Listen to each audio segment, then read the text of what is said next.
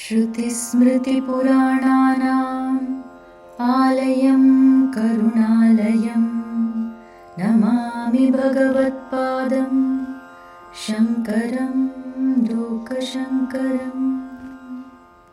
ॐ श्री गुरुभ्यो नमः। Welcome to Vedic Heritage. Each day of the week is dedicated to one or more of the gods or goddesses in the Hindu pantheon.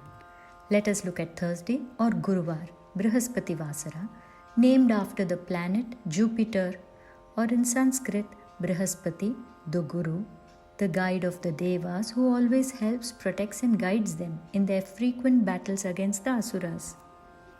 This planet is said to be highly spiritual and it is the symbol of devotion, worship and prayer.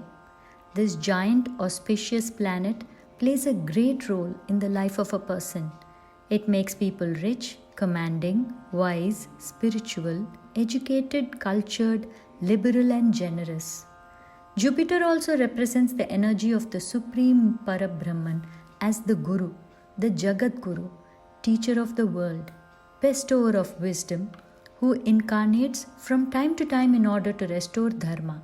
In the role of the Jagat Guru, the Supreme One is the Lord Vishnu or his avatars Lord Hayagriva, Krishna, etc.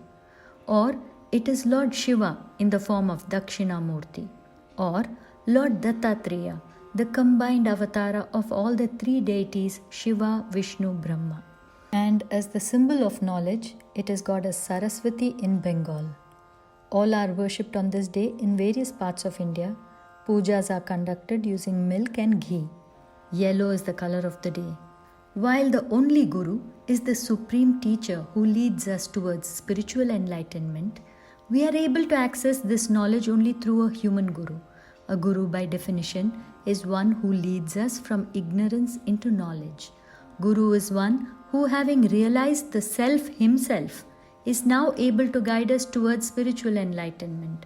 Therefore, it is a popular tradition to worship spiritual teachers or acharyas too on this day, like Sri Adi Shankaracharya, Sai Baba, or Swami Raghavendra. Let us look at some simple shlokas for the deities of the day. Akhandamandalakaram vyaptam yena characharam tatpadam darshitam yena tasmai Shri Gurave Namaha. Akhandamandalakaram vyaptam yena characharam tatpadam darshitam yena tasmai Shri Gurave Namaha. Akhandamandalakaram vyaptam yena characharam tatpadam darshitam yena tasmai Shri Gurave Namaha. Gurur Brahma Gurur Vishnu Gurur Devo Maheshwara Guru Sakshat Parabrahma Tasmai Shri Gurave Namaha. Gurur Brahma Gurur Vishnu Gurur Devo Maheshwara Guru Sakshat Parabrahma Tasmai Shri Gurave Namaha. Gurur Brahma Gurur Vishnu Gurur Devo Maheshwara Guru Sakshat Parabrahma Tasmai Shri Gurave Namaha. Gurave Sarvalokanam Bhishaje Bhavaroginam Nidhaye Sarvavidyanam Dakshinamurtaye Namaha. Gurave Sarvalokanam Bhishaje Bhavaroginam Nidhaye Sarvavidyanam Dakshinamurtaye Namaha. Gurave Sarvalokanam Bhishaje Bhavaroginam Nidhaye Sarvavidyanam Dakshinamurtaye Namaha. Ishvaro Gururatmeti Murtirbheda Vibhagine व्योमवद्व्याप्तदेहाय दक्षिणामूर्तये नमः।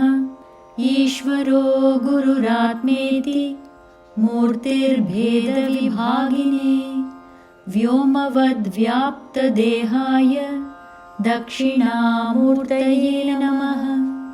ईश्वरो गुरुरात्मेति मूर्तिर्भेदविभागिने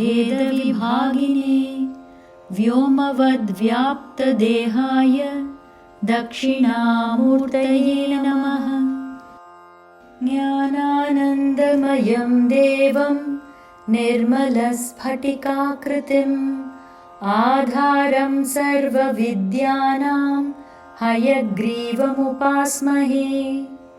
ज्ञानानन्दमयं देवं निर्मलस्फटिकाकृतिम् आधारं सर्वविद्यानां हयग्रीवमुपास्महे।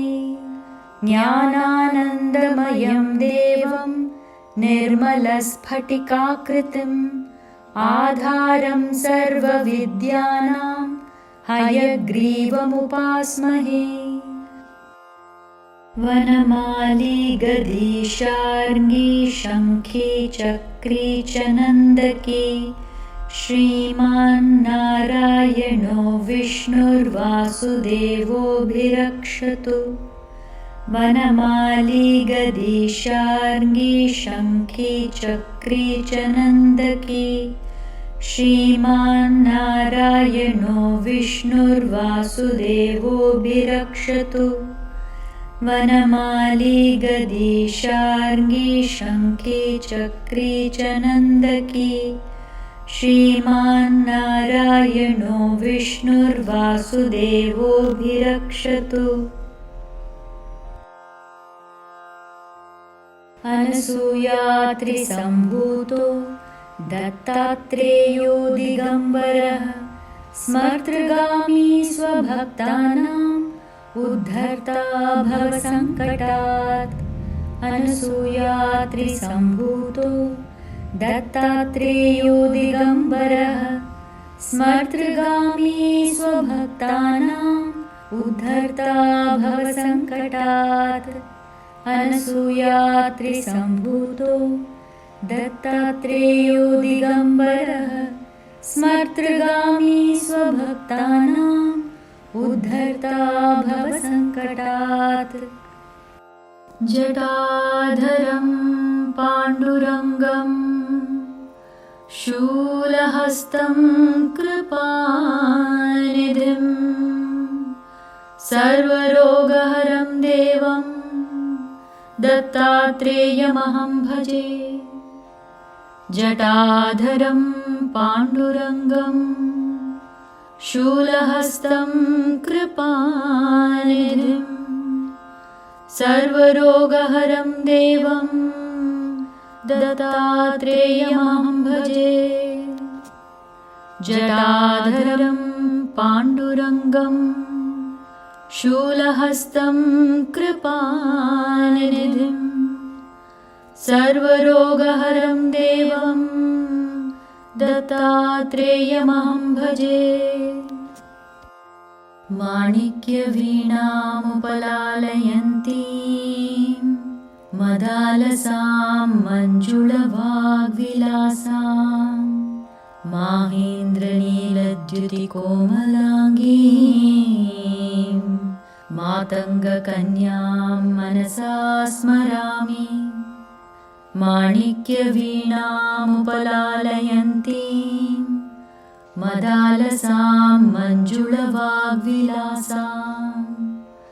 माहेन्द्रनीलद्युतिकोमलाङ्गीं मातङ्गकन्यां मनसा स्मरामि। माणिक्यवीणामुपलालयन्तीं मदालसां मञ्जुळवाग्विलासां माहेन्द्रनीलद्युतिकोमलाङ्गीं मातङ्गकन्यां मनसा स्मरामि। Benefits of Thursday worship.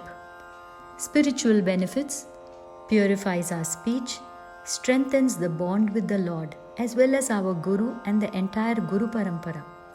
Invokes devotion, reverence, and gratitude in our heart, increases knowledge and wisdom, helps achieve humility and other good qualities, brings forth the feeling of surrender, the first step towards self realization, and spiritual success. Material benefits: education, knowledge, intelligence, logic, craftsmanship, and astrological prowess. Wealth and prosperity, success in business, career growth, expansion, power, and social status. Good spouse and happy marital life, faith and religion.